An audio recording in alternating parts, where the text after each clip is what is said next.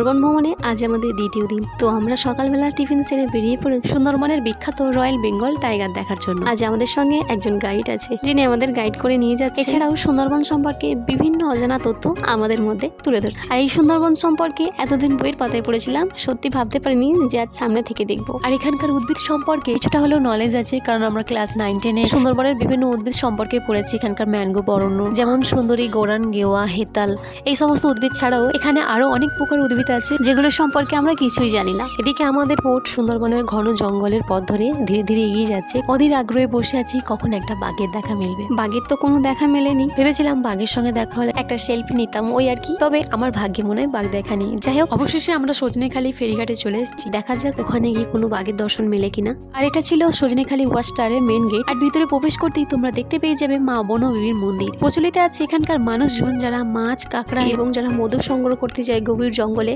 সেই সমস্ত মানুষজন মা বনবিবির কাছে পুজো দিয়ে মৎস্য শিকার করতে বেরোয়। মা বনবিবির দর্শন করে ধীরে ধীরে এগিয়ে যাচ্ছি সজনেখালির ওয়াচ টাওয়ারের দিকে।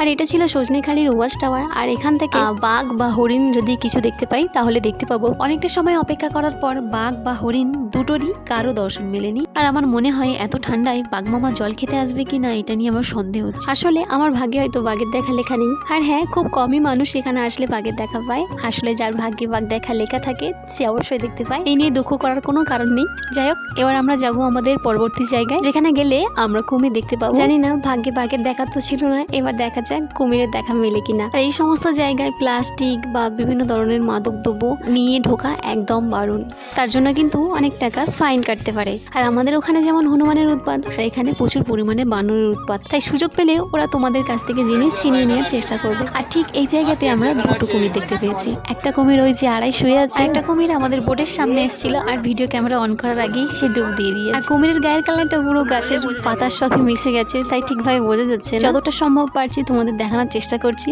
আর এদিকে তো আমাদের বোর্ডের লোকগুলো উঠে পড়েছে কুমির দেখার জন্য। যাই হোক, ভিডিওটি বেশি বাড়ালাম না। আর যদি পরবর্তী ভিডিও দেখতে চাও অবশ্যই কমেন্টে জানাবেন।